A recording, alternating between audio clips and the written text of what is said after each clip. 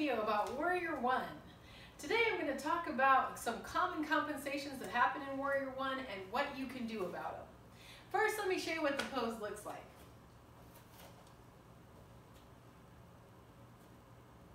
There you go, Warrior One. That's my Warrior One. Or maybe you've seen it like this.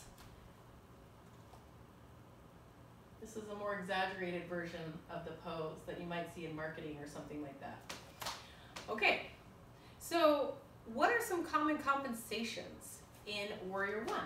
A lot of hint for all of these. The answer is less is more. But still, giving it away. Anyway, number one, people tend to put a lot more weight on the front leg sometimes. Sometimes they even let their front knee go out beyond the ankle. In Warrior One, you always want the knee right over the front ankle. But still, the body's just kind of leaning forward. So what could you do about that? How would you make it more correct? Well, you want to focus on distributing your weight evenly between front and back feet. So it's more about kind of aligning your torso over your hips. Then sometimes when that happens, you bring the weight over, you're like, it's really tight it's really tight here, or I have to bend my knee to get back there. And that just means you need to bring your feet closer together, and then it should be easier to find a neutral, weight evenly distributed position, right? Okay, next one that happens a lot is that the pelvis is on a diagonal. So in this pose, the teachers in almost every yoga class, a lot of yoga classes, will tell you that the hip bones are supposed to be facing forward. Your pelvic bones are supposed to be facing forward. What happens is we take a really wide stance, and when that happens, it just automatically, the pelvis tends to turn.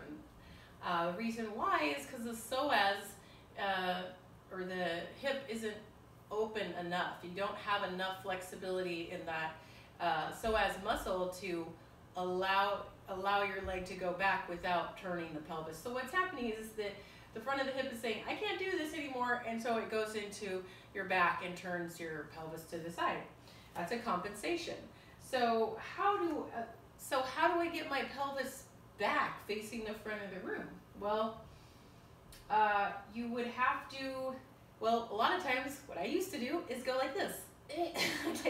I'd try to use my legs and use different things to try and get my hip bones to face forward.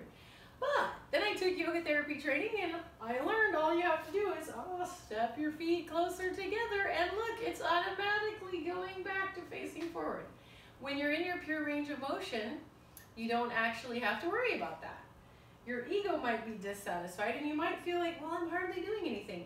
Well, trust me, even though you may not feel it, you are stretching your psoas in a range that it's happy at. So good. What's the third thing? The third and final compensation that happens is what happens when we lift our arms overhead. I'm going to face this way so you can see me. There's actually several different compensations that happen with the arms, but when we lift our arms overhead, for some people, when they start lifting, somewhere along here, the shoulders start to come up towards the ears. All right, another one that happens when the arms raise overhead is that the head starts to fall forward as the arms go up. Another one that happens is the arms go up and the spine arches. Okay, well, the answer for all of these to cut out those compensations is pretty much the same. Only lift your arms as high as you can go without those compensations. Just don't lift your arms that high, really, that's it.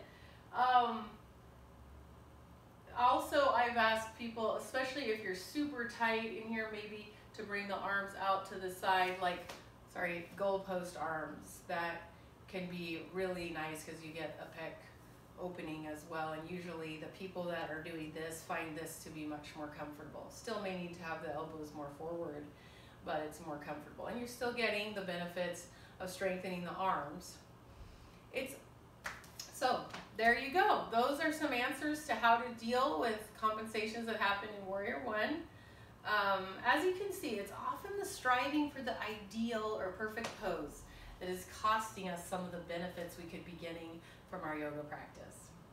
So therapeutic yoga is the opposite of striving. It's all about slowing down, reducing compensations, and moving with more ease and purity so you can feel great in your body well into old age. I hope you enjoyed my video, and I look forward to seeing you back here for another video soon. Thanks.